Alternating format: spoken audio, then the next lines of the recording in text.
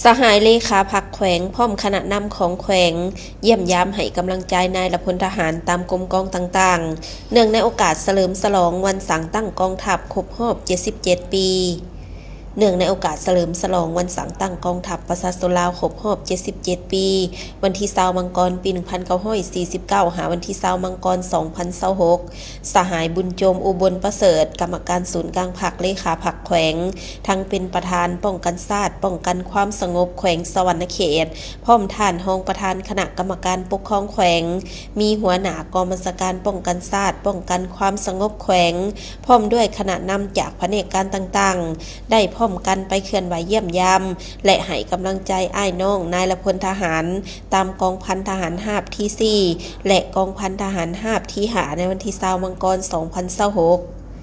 ในนี้สหายเลขาพรรคแขวงได้ลงเยี่ยมยามให้กำลังใจ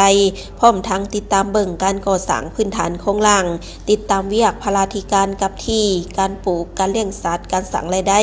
ของกองพันทหารหาบที่4ที่ขึ้นกับกองบัญชาการทหารแขวง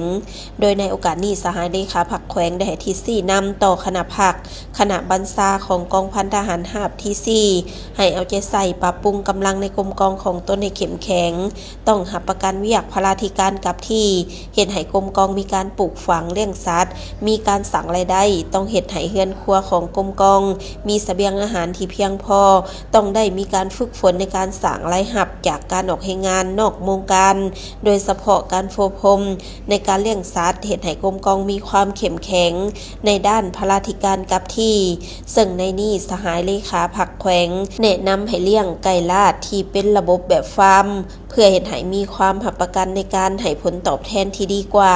ต้องเฮ็ดเวียกพลาธิการให้หลายบ่ปะดินให้ประว่างพร้อมนั้นก็ต้องลงหากฐานติดพันกับการช่วยเหลือประชาชนกำได้แนวคิดการเมืองของประชาชนช่วยประชาชนแก้ไขปรากฏการณ์หย่อท่อในสังคมปรับปรุงกำลังกองหลอนบ้านเฮ็ดให้แต่ละบ้านมีความสงบปลอดภัยและพร้อมกันสร้างผลงานเกียมพร้อมในบ้านเลือกตั้งสมาชิกสภาแห่งชาติครั้งที่10และสภาประชาชนแขวงครั้งที่5ในเดือนกุมภาพันธ์นี้พร้อมนั้นคณะการนำแขวงก็ได้มอบเครื่องอุปโภคบริโภคพร้อมด้วยเงินสดจำนวน10 ล้านกีบให้กรมกองดังกล่าวจากนั้นสหายเลขาพรรคแขวงพร้อมคณะได้ลงติดตามเบิ่งโครงการก่อสร้างของการเฮือนพักอ้ายน้องทหารภายในกรมกองพร้อมทั้งจะให้การช่วยเหลือด้านงบประมาณที่จำเป็นเพื่อนำใช้เข้าในโครงการก่อสร้างค่ายครูที่ยังบ่ทันสำเร็จต่อมาคณะการนำของแขวงก็ได้ลงเยี่ยมยามสนามการซ่อมรบประสานยิงลูกปืนแท้ซึ่งเป็นสนามซ่อมรบของกองพลทหารหาบที่4เขตบ้านห้วยละคือเมืองทาปังทองแขวงสวรรณเขตจากนั้นก็ได้ไปเยี่ยมยามกองห้อย3ผลิตเสบียงอาหารเพื่อติดตามเบิ่งโครงการเลี้ยงไก่เลี้ยงปลาของกองห้อยดังกล่าวในเวลาต่อมาคณะนำของแขวงก็ได้ไปเยี่ยมยามและพบปะโอ้ลมคณะภาคคณะบัญชากองพันทหารหาบที่5และมอบเครื่องอุปโภคบริโภคต่างๆพร้อมด้วยเงินให้แก่อ้ายน้องนายพลทหารในกรมกองโดยในกรมกองแห่งนี้สหายเลขาพรรคแขวงได้รับฟังการรายงานเกี่ยวกับความจำเป็นในการนำใช้งบประมาณเพื่อมาก่อสร้างโครงการของกรมกองที่ยังบ่ทันสำเร็จจากนั้นก็ได้ลงเยี่ยมยามโครงการเฮือนนอนของพลทหารภายในกรมกองและในโอกาสนี้สหายเลขาพรรคแขวงเห็นดีที่จะมอบงบประมาณในการก่อสร้างโครงการของกองพันทหารหาบที่5ให้สำเร็จในแต่ละกรมกองที่สหายเลขาพรรคแขวงพร้อมด้วยคณะนำของแขวงได้ลงเคลื่อนไหวเยี่ยมยามในครั้งนี้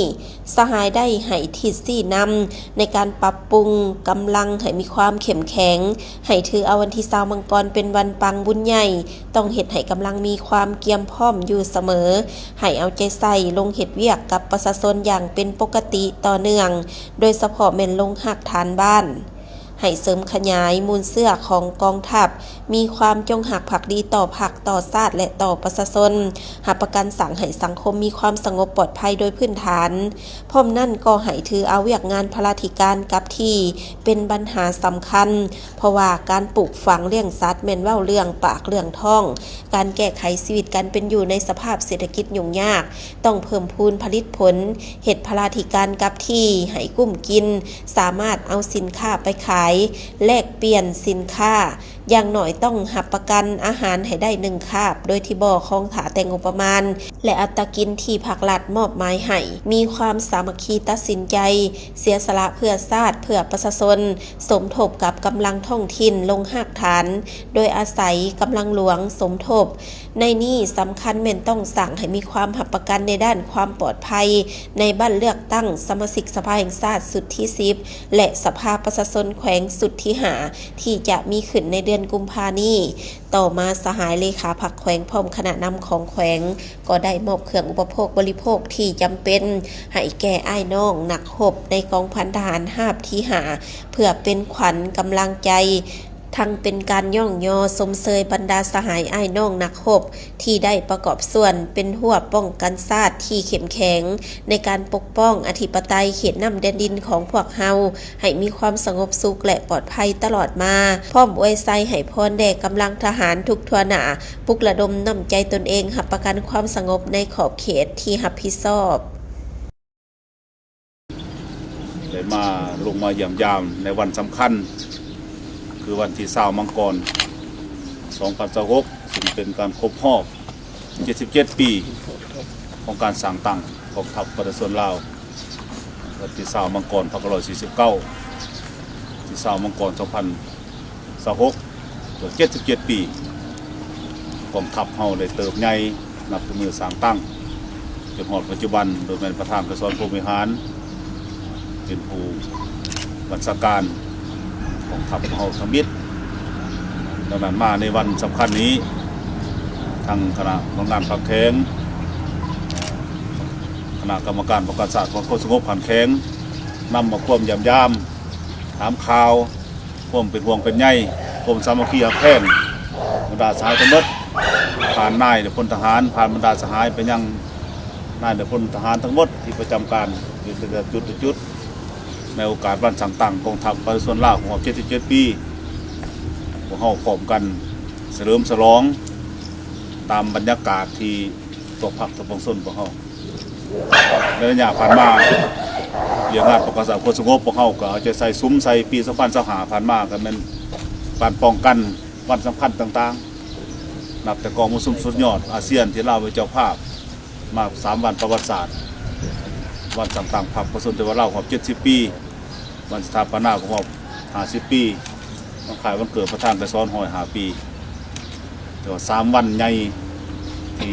กำลังของเขาได้สุมทุกเสื้อแห้งในการเฮ็ดทับกันควบสงบปลอดภัยในระยะดำเนินของประชุมใหญ่ตัวแทนทั่วประเทศ32 ของพรรคแต่เป็นเขาสามารถทับประกันความปลอดภัยได้100%ถือว่า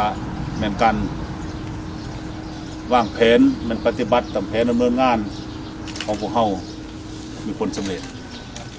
ข้าพเจ้าฟังการรายงานของคณะพรรคคณะบัญชาของพันทหารลาวที่5กับบรรดาสหายก็ได้ซุ้มใจในเวียงงานปรับปรุงกำลังปี2025ผ่านมาก็ได้เป็นกองพันหนึ่งที่ได้รับมีการซ้อมรบเนาะในภาคปฏิบัติตัวจริงก็ได้รับผลสำเร็จตามการรายงานอันนี้แม่นพวกเขาปฏิบัติยุทธศาสตร์ของพรรคปฏิบัติตามแผนงานของกระทรวงการต่างประเทศก็คือของกองบัญชาการฐานแข็งอันนี้ข้อมูลสายสืบต่อพันกระยายผลสำเร็จของเราในโอกาสที่พวกเขายังมีเวียกสำคัญอีกวันที่22 กุมภาพันธ์ 2026จะเป็นวันเลือกตั้งสมาชิกสภาแห่งชาติสุดที่10สภาประชาชนแข็งสุดที่5เวียงงานของการสร้างความสงบของเขาก็เป็นนอนอยู่ใน4 ขาดไม้ที่ต้องรับประกันและมีความสงบ100%2มาแล้วเหตุแต่ผู้มีสิทธิ์เลือกตั้งไปใช้สิทธิ์เลือกตั้ง100%นี่นะข้าพเจ้าบอกจะ2 ขาดไม้นี่200%เพื่อให้ทางคณะพรรคคณะบัญชาหน้าในพลทหารของเขาจะได้สืบต่อออกเครื่องออกแห้งสำคัญในระยะนี้มันซุ้มใส่ลงเป็นเบียกหักฐาน